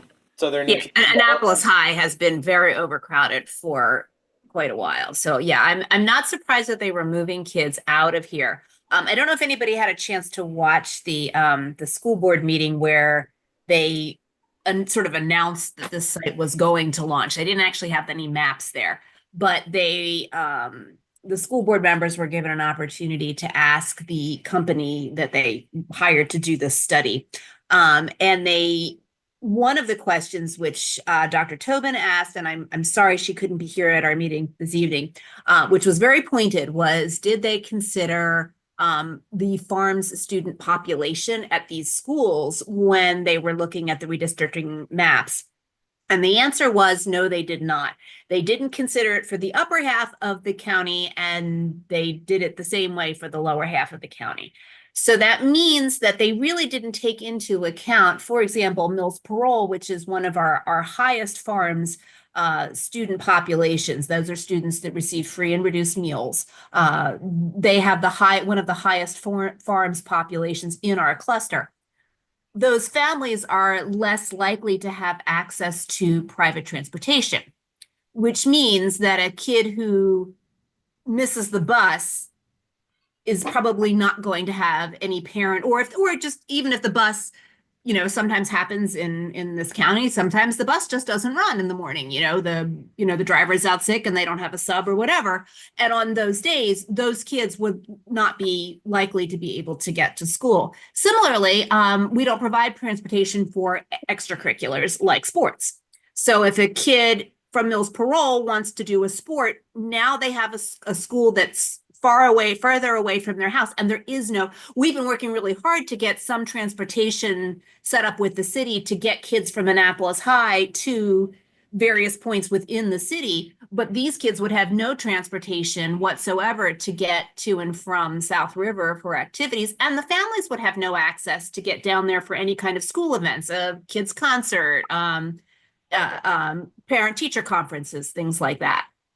So, and then sorry, I'm just going to just jump in. The second part of that is that in addition to that, when they didn't discuss it in the other parts of the county, that's all the county.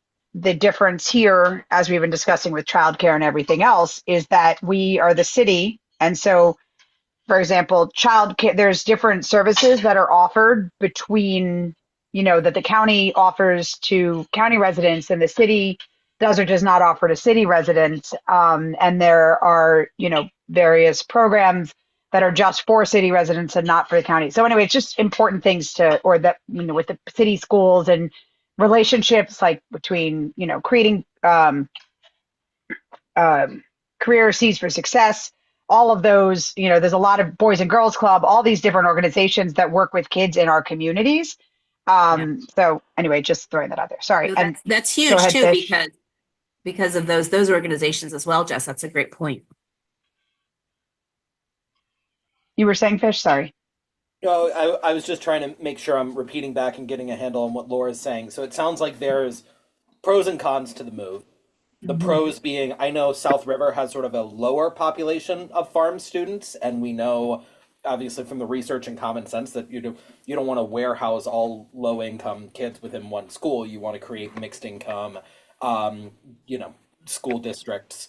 And so, in that sense, balancing out the proportions of farm students between South River and Annapolis is a benefit. But it exacerbates the problem that already, if you've got kids in Bywater who miss the bus, it's hard enough to get to Annapolis. Yeah. That's not walkable from Bywater. Right.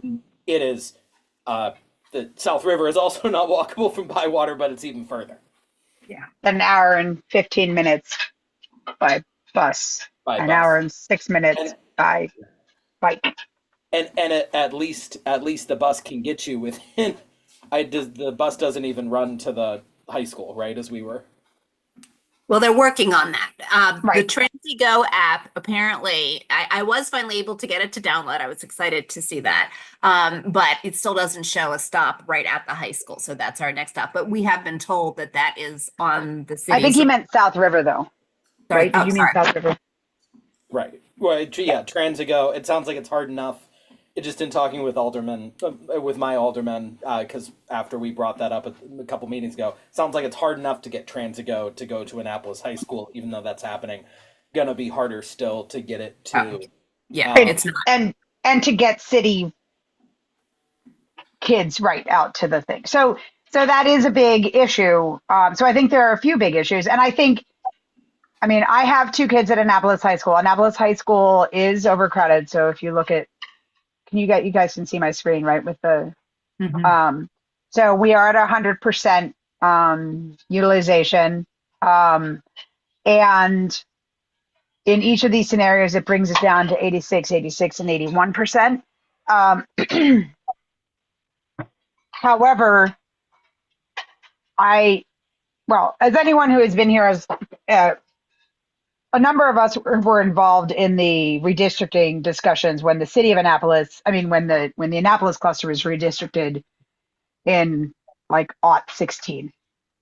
Right? I think it was 2016. And one of the things that we worked really hard as a group and as a community on was creating community schools. And because of the many benefits that come from schools and when we were talking about community schools as in schools that are based within our community where students attend rather than getting bused somewhere far away or somewhere else to try to make numbers work, right, was about the concept. Now, there's also the community schools program, which is new since then. But in this case, what we were talking about was, while you might have a school like Eastport or Tyler Heights or Mills Parole or Georgetown East that is a high farm percentage, or a high percentage of any specific demographic or whatever it is, having and you want to make it as diverse as possible and you want to make it, to work to make the best, but there are inherent benefits in having, particularly in urban areas or large urban areas, of having community schools, and the wraparound benefits that come from going to school within your neighborhood, right? Getting to know the people that are around you, getting to have the resources of various nonprofit organizations and other things that are around you. So I just wanted to, I'm a big fan of schools that support our whole community, and communities that support our whole school. So We have seen so much benefit from the community schools program. Actually, Mills Parole and Tyler Heights were the 2 first schools in our cluster to get the official community schools designation. And because that pilot program was so successful in those schools, then it was expanded to the other school, Georgetown East, Eastport, and Annapolis all qualified and were brought on board. But those benefits, by being centrally Eastport was located- second too. Oh, Eastport was second. Yeah, I'm saying, but they were, well, Yeah, yeah, But they were right. Georgetown, Yeah. We all went, it was Tyler Heights and then the rest of us all came in. Yeah, Germantown's part of it. Mills Parole and Tyler Heights, I thought were the first 2, correct? It was just Tyler Heights, I think. Oh, at I the thought beginning. Mills Parole, because I know Mills Parole went in before Georgetown East did, which even though the numbers, like the farms numbers were fairly close, I thought between the 2, but Mills Parole went first, and it's been so successful that I hate to see kids that are in an environment where they are getting the additional supports from the community school programs, be rerouted to schools that aren't necessarily, because let's be honest, if a kid at South River is having an issue and they go to the guidance counselor, does the guidance counselor or the school social worker,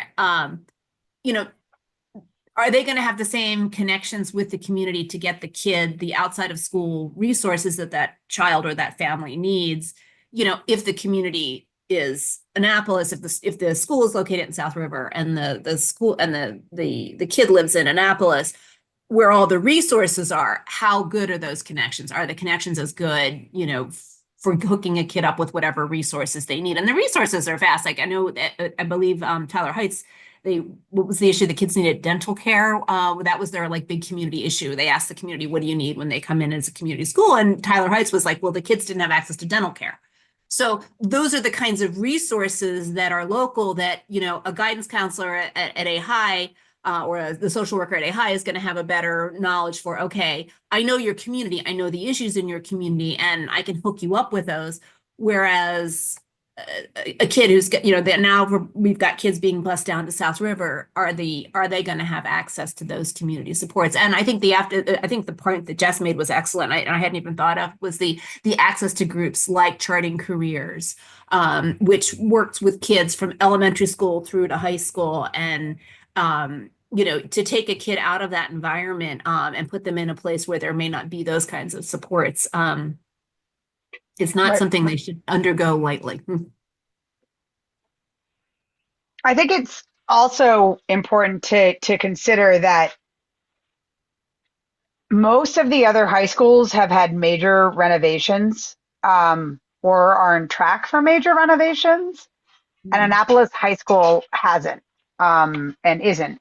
And you know, one of the things that I've asked that's in my questions for this is, you know, is there a possibility to, right now we have a bunch of, so when you look at Annapolis's utilization at 100%, we have 8 trailers, I think it is, out in the parking lot. Those trailers, if I'm not mistaken, do not count towards the capacity, the state rated capacity. So No. we are at 100%, but we have 8 trailers, which increases the number of seats that we have or the number of space that we have.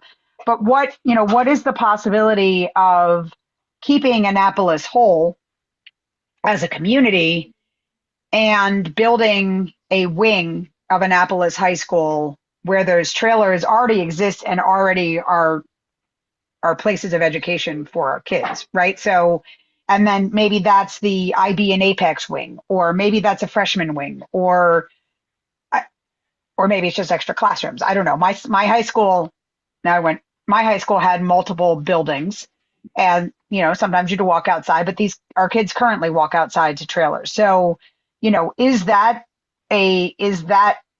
possibly something that we should be considering? Given that if you look at, I wish they had the what happens if nothing changes utilization rate. Like what is I feel that that's somewhere. The 2033. I'm pretty sure that's somewhere. Let me see if I can find it. Oh yeah, here's the projected capacity figures. This is the projected enrollment.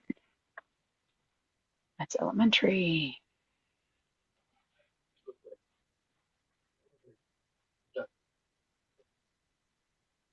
In 2033, Annapolis projected enrollment is 105.6. Could that 105.6 be accommodated by building rather than moving? For what it's worth, I understood the part of the rationale that I understood it to be, that part of the rationale for redistricting the whole county is that we are less likely to get state funding for projects like that if we don't show that we have already made some effort to redistrict kids. Like if we have South River sitting there with, I don't know what the utilization on that is right now. I can't read that. 75. That's Yeah, the 20. Yeah, so if that's showing at 75, sitting 25%. That's in empty. 2033. That's the Right. projected. What's the current? Oh, it was right up the top there. Oh no, I think that was the middle school. That's the middle schools. Oh, okay. But anyway, I mean, the current really is right here. likely to get funding for that if South River total. I'll go back to it told me the percentages on the map. Right. South River's at 75%. So South Yeah. River, 75% now. South River in 2033 is 75%. Yeah. So they're not changing that as it is right now. Annapolis High is at 100% right now. If we do no changes at all, it's 105.6%. And These then there's numbers- also, Do these numbers also include all of the magnet programs? And we're assuming the number of seats in the magnet programs remain static? it includes, yeah, projected enrollment as far as I know. Now, what it doesn't include, and this is an important thing for on the other side, just throwing this out there, it does not include any of the potential development in Eastport and what that might do to Eastport Elementary. So right now, but that's so that also won't be included in Annapolis High School. So that's just something to keep in mind, that if we do if we get the CNI project and we do that renovation, then those numbers are not included in this, which is I think an error that I pointed out, but it is apparently we're just going to run with these numbers and pretend that that's not. Well, you can click on the map and you can submit a comment. So you can click in whatever neighborhood, you're Right. in and submit comments through May 1st, I believe was the deadline. So. Right. So you can Comments, submit a folks. comment on the map, and then you can also take a survey. And then, so anyway, we're getting close to the end, and I know we have other stuff, but I just wanted, this is a lot for us to consider. I hope everyone takes time, as Laura said, to watch the meeting where this was discussed, as well as to play with these numbers. And then the schedule is to leave comment by May 1st, and then there will be more information about meetings and things going forward, from what I understand. Does anyone have any other questions on this? Okay.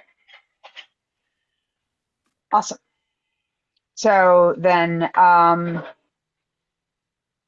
meeting dates, the next meeting, we're working on the fourth Thursday. So the next meeting is March 26th. Oh, right, because March and February are the same.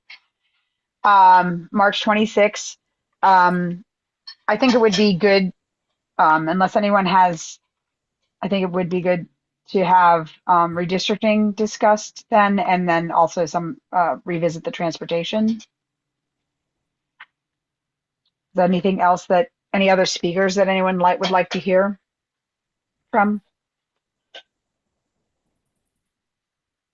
I definitely would like to have Joanna come back so that we can ask her point out our concerns and ask questions about redistricting, so that she can carry them back to the board. Okay. So Okay. And then we will go on to sponsored events and programs. Do you want to pull that up, Laura? yeah, I hope I got everything. I apologize if I didn't. Oops. Maybe? Yes. All right. Share. There we go.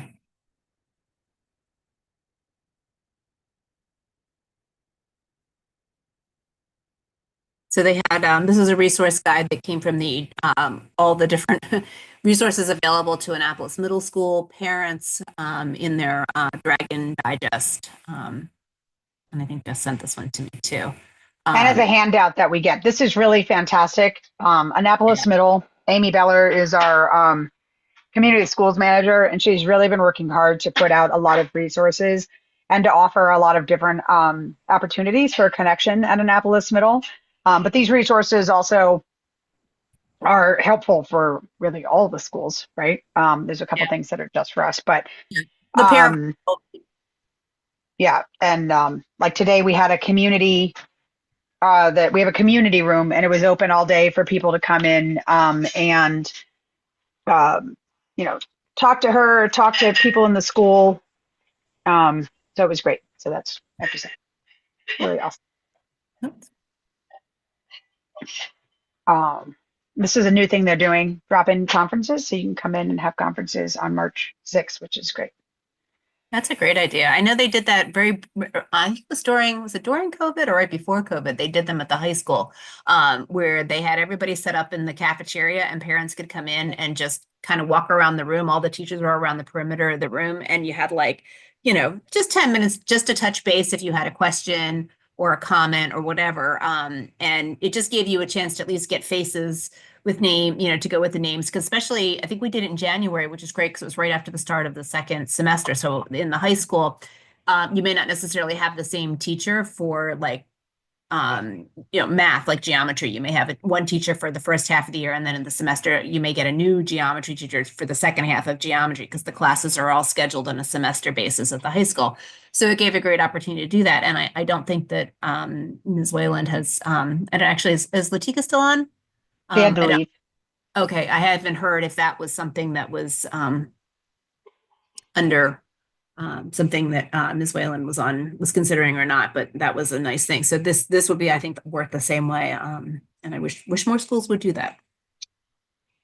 Yeah, I'm really excited. It's almost like we were talking about today. It's almost like a back to school night for the second semester. Yeah, because it just gives you a chance to touch base with teachers if you have And then questions. this next one, really excited about free English classes for parents of AMS students and also families in the Annapolis area. So if you know somebody who is looking to try to get English classes, this is awesome. Tuesdays and Thursdays from 6 to 8. I'm really excited about this opportunity that they're offering. And so it is for AMS, but it's also for anyone in priorities given to AMS, and then any other spaces would be open. So that's fabulous. Yep. All right. So again, talking about like Charted Careers is one of the group organizations we were talking about earlier, is having a career day. That is Annapolis Middle Schools have a career day. Sorry. But Charted Careers is at the top of the screen. They're one He's of a big sponsor. Yeah. Yeah, no, and this is really great. So if you would like to come to speak to Annapolis Middle students about your career, please do. Please join us. That's the registration thing. If you know somebody that would be great to talk to or that would be interested.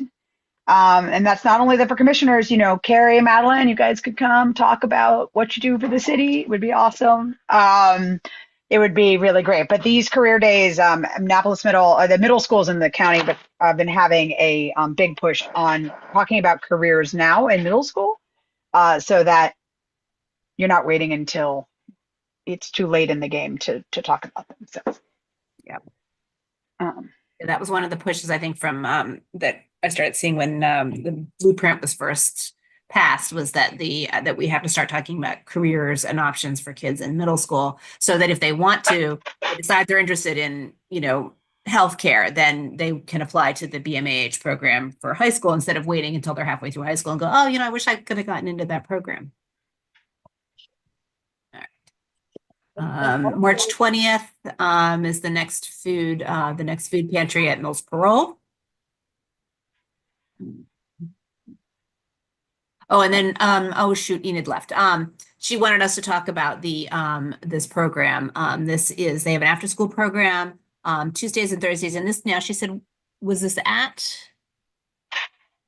Banneker Douglas? Yeah. Okay. All right. Sorry, that's where my bar was. For Zoom. So she wanted us, there was something else that she wanted us to say about that. She said they had, what was it that she said now? Let me bring up the email. I was trying to find it too. Okay, yeah, if you find it. Where is it?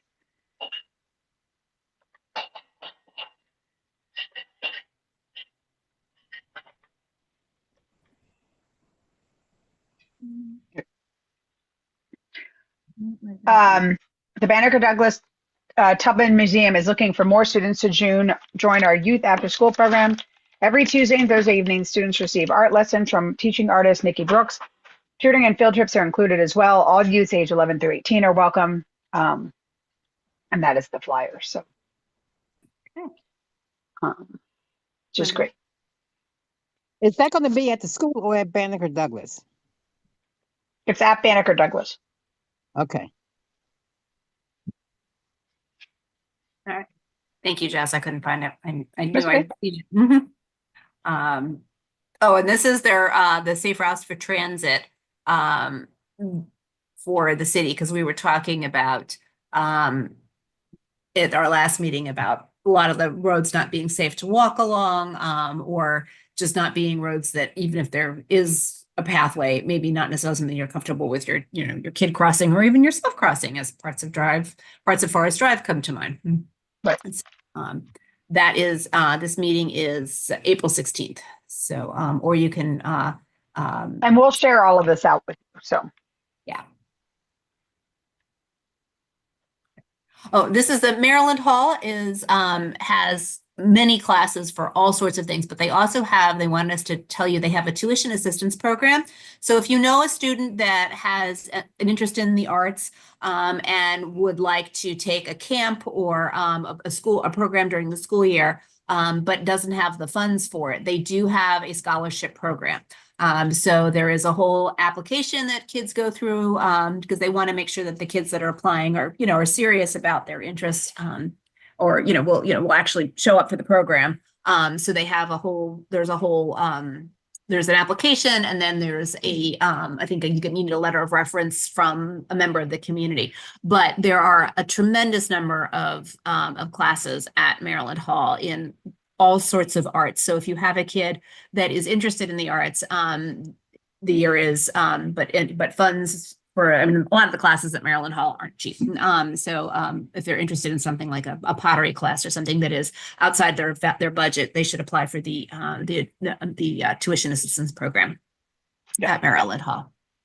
and on that note, if you have a student that's at Annapolis Middle School, or you're mentoring or working with students at Annapolis Middle School, Annapolis Middle School Community Schools program is offering scholarships for a number of different camps as well.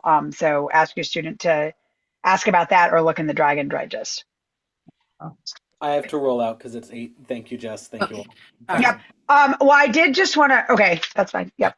Oops. I want to ask Laura, does she know when is the lottery for next year for Apex? Do you know?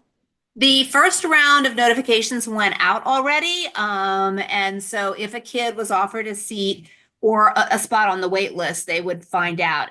And most of the kids that apply to multiple programs. So there's like the first round, and the kids that got a seat in their first choice will accept. They had to accept on Monday. Yeah. Okay. Monday is the deadline for that. No, and then, it was. They already. was this past, it was. And then each Friday they will update the wait list. So, if a kid was offered seats in 2 programs and accepts the seat in program number 1, then the seat in program 2 that they are declining would be offered to someone else on Friday. And it will continue that way basically up until the start of the school year. Well, we've been working with the student, and we're not getting any information. So we called the program a couple of weeks ago, and they say, well, he passed the audition, but he didn't. So now he has to wait for the lottery. Yeah, the lottery, he should have gotten his lottery results. He can log in to the website on the AACPS website. There is the page that links out. They have like a special page where you apply, but there's also, they put in there, I think they put in their student number, and then it will tell them whether or not they were offered a lottery seat or if they're on a wait list. Okay, but maybe I need to call you, because this child is pretty much homeless, and but he's a fantastic artist, but he's just having a lot of problems in his home. So, but we've been calling and to try to keep information, because we're not on the rec, so it's hard to get the information. Right. His guidance counselor at school should be able to get that information as well. So if he goes in to see his guidance counselor, they should be able to. No, you're just taking. It has to go. They have to. You need to look at the guidance counselor can help them to log in to see what the results were, because they log in with their student ID. So if he Right. doesn't know how to do it on his own, the guidance counselor should be able to show them how to log in and check to see what the results Although were. I'm not sure if that system, you actually have to look for the email, Odessa. They have to find, do you know if they have access to the email, that the primary email on file for the family? Oops, I sorry. don't know. Uh-uh. No. No, all I know is he's pretty much homeless, but he is staying with a family member. What school is he at? Bates. So he should talk to his counselor, but it's a problem. So this is actually a big problem that is happening, and is because there isn't actually there isn't a portal. There is not a portal where you go to look for it. You have to you have to have the email that they send you. And so the last few years, this has been happening where a number of kids who apply don't actually accept their seat. And it's not because they don't want their seat. It's because the email goes to your portal, to your email address. And we all know that, particularly in our communities, how difficult accessing email can be for a lot of our families. Exactly. There is a portal though, because we checked it, like you log into the portal to check, like when my daughter was waitlisted for Bates, and then again this year is you log into the portal and you put in like the student ID, and then you can see like which programs they've applied for, and you can see, but if the kid doesn't, the kid had to get into the portal in order to apply, and then you go into the portal to see where you are. But yeah, if they had to accept by Monday and he didn't know to check.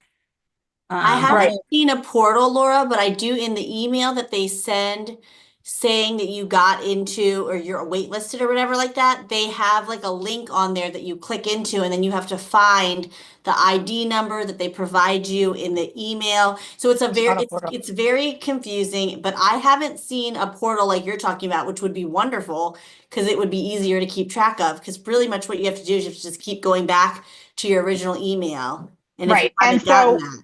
So the whole conversation that we had, I agree. We just applied for magnet programs. I applied for Annapolis Middle School, but the portal, like what you're talking about, is like what they have for summer programs. They don't. That is not the same program. Yeah. This is what we used because my daughter's in a magnet program. Let me share my screen here, but it looks like this. And you put in the username is the share screen. I know because I've spoken with counselors at both schools, at both the elementary and the middle school, that this is a big issue. And when we talk about people getting into... So this is the magnet portal, and you put in the username as your student ID. I just blanked out my daughter's student number, but you put in your user number. Now, they are assigned a password. That was the only confusing bit when you had to do the application process. But then at any time you go in and you put in the username would be the student number, and it'll tell you where you are in the wait list, because we checked this. We spent a lot of time on here when my daughter was waitlisted. Okay, but if you don't know that link and you don't have that link. Yeah, no, it's on, I just found it out. It's on the website. It was, I'm not sure that, let me see, let me check Louise, because it's on if you look at AACPS. Because I know this is an issue. This is why a lot of our kids, when we talk about why the magnet programs are not more diverse, this is part of the problem. Because it's all done through the emails. And if you miss the email, which happens, right? Or the emails I can definitely understand the issue with being, oh no, that's not what I wanted. The magnet. And some parents aren't savvy as well, So if you're on the magnet. Laura, Corey's trying to say something. Okay. I was saying like some parents are not tech savvy as well. And like you have to know your student's ID number. Right. And their birth date and all of that. And they send one email, and if you miss that email, they don't follow up with the text, they don't follow up with anything else. You're Yeah, if you got offered a seat and you didn't accept it, then if you don't accept it by the deadline, then they automatically decline it, and that is definitely an issue. But in order to find it, if you go out just to if you just Google ACPS magnets and you get this page, if you scroll down to the page where you go to apply now, and you click on that, that's how you get to this page. And this is the page where they went when they applied. So if he applied for the program, he would have gone here to apply, and then would have and then you log in again and you can see what your you can go in and see what your status is. Like, so if you've been waitlisted, you can see where you are on the wait list, things like that. Absolutely agree that, yeah, the communication is, and it's ridiculous because you get an email and then you have, like, 36 hours or something to accept the seat. So it's a little, if you miss that email, and that's why I was paranoid about missing the email. So that's why I realized, okay, they update it Friday. It's at the time that when we were looking, they do it Friday morning. So every Friday I would just go in and check. But it is a problem, for kids that don't have access, and the parents don't know how to really work the system. Because we trying to work with this little kid, and everybody say he's a fantastic artist. Yeah. And but his home life is a little bit unstable, It is a very inequitable system. Yeah. It is programmed to it is programmed so that the tech savvy and those with regular access to email and understanding tech are able to do it. And I mean, you can look, we should probably ask for statistics on how many kids apply and then don't choose from each of the school systems. And I mean, from each of our schools, because it's a major issue every time. So, thank you. You're I'll welcome. try to get in contact with the person he's staying with tomorrow. Yeah. I texted you that link, Odessa. Oh, okay. Thank you. Mm-hmm. Okay. Laura, is there anything else on the spreadsheet? There was let me put this, Sorry, guys. Multicultural Festival. Oh, right. Hang on. Oops, share.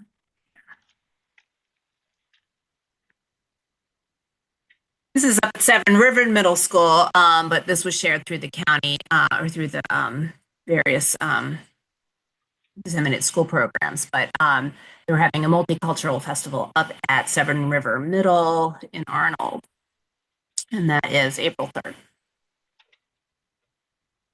And I think there was one other. Oh, and then, okay. They're also trying, one of the things that's been under discussion is the possibility of putting health clinics in at our, at schools, so that kids that don't have an ability to get, again, transportation, can't get to, or does not have a regular doctor, or can't get to an urgent care clinic, they have COVID symptoms and can't get somewhere, to have a clinic actually located in the schools. And I think this is something that would be really good for our cluster in particular. So there's a survey that we could fill out. So I would urge everyone to take a moment and fill that one out. And that's on, we have the link. I think we'll send this link out as well. And I think that is everything. Yay. Okay. And then two very good things that happened for our cluster. Annapolis High School had the second largest increase in graduation rates in the county for the class of 2024, improving 4.44 percentage points and moving from 79.89 to 84.33% graduation rate. To grow a single point a year, it's from Bob Mosier. To grow a single point a year is a tremendous move, so this is very significant for Annapolis. It was a big part of the county's increase of 0.86 percentage points, and also moves the school over an 80% graduation rate. In fact, no county comprehensive high school is now below 81.5% graduation rate. There are significant increases countywide in student group data that have resulted in widespread decreases in gaps. And you can find the student group data, we'll send that out. I'd also like to say that I think a lot of this, there are a lot of reasons that this is happening. Some of the programs that Dr. Bedell has put in, a number of other things. But one of the things that they're not mentioning, and I think needs to be discussed and mentioned, is the later start times at our high schools. We as a commission worked really hard to get those start times changed. And as a parent of two high schoolers who have a lot of friends that are high schoolers as well, I can tell you that the start times have made a big, they've made a big difference for my. Yeah. I would say, as somebody who had a kid that went through before the school start times were changed, and as a kid has a kid in high school now, it's huge. You know, I was actually told when my older child was at Annapolis High, I had a conference where I had a teacher told me point blank that my kid would do better in his class if my kid was not falling asleep in his class. And it wasn't that this was actually one of our Teacher of the Year nominees. So he was not a bad teacher. He was a great teacher, but it was just, it was horrible. I had a kid who was miserable because of the school start times, and I have a kid who is not miserable now. And I think that the change in start time is huge. So I was really surprised that was not mentioned as a possible reason behind it, because to me that seems like a pretty obvious data point to neglect to mention. Yeah, so I think it is. I think that's important. And my oldest son has been through both of the start times, and it definitely makes a difference. So, and then secondly, Annapolis High, but congratulations to Annapolis High School. That's great. I'm really excited about it. Annapolis High School is a fantastic school, and I'm very happy to be sending my kids there. Annapolis High School World Language teacher Cecilia Amiga is one of the 6 finalists for AACPS Teacher of the Year. That was announced today. This is the 3rd consecutive year that AHI has had a finalist, with Mary Kay Connerton, who won Teacher of the Year in 2023, and Kelly Skinner in 2024. So I just I'm glad that Bob reminded us to put out these announcements, and I will be sharing them on our Facebook group or Facebook page, and please make sure that you share that information as well. So, and then one thing, it's too late for new business, but I just wanted to bring it up. One of the things, we are starting middle school sports this year, which is awesome. Coaches' nights were held, and practices will be coming soon. And it's also spring sport registration across the county for the high schoolers.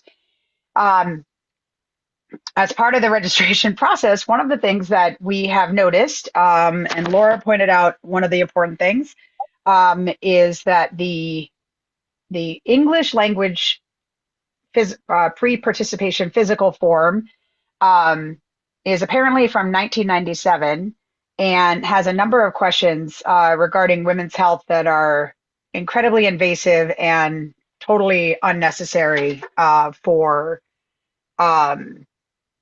anyone. I mean, my OBGYN doesn't even ask questions as invasive as what's on there.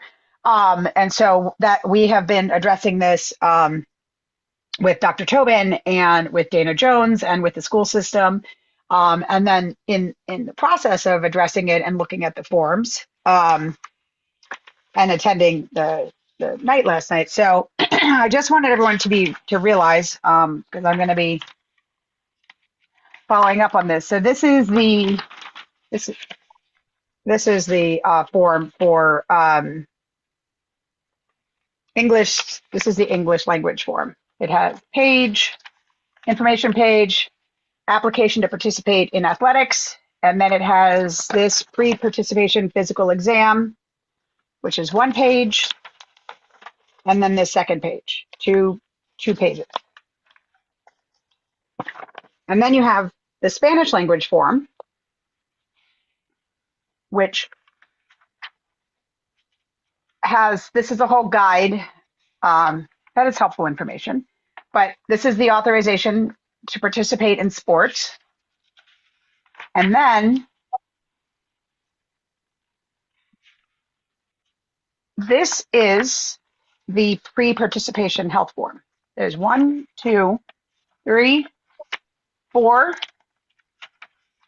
5, 6 pages of information that Spanish language families have to fill out, which is not corresponding to the information that the English language families. This last page is a pre-participation COVID-19 questions for the exam, for the physical, about whether they've had COVID-19, whether they were hospitalized, if they have any questions that are not asked in the English language form. So there's clearly some disconnect between with whatever this is happening. From what I understand, it's a disconnect that's happening not just at the Annapolis cluster schools, but around the county, but different schools are using different forms around the county. So there's clearly some disconnect in the sports thing, but I just wanted to make you all aware of that and to let you know that that is something that I have been speaking with people about and will be continuing to follow up on to make sure that we are asking the same information of all of our students and none of it is excessively invasive. So I will follow up on the next meeting with any answers that came. Thank you, Jess.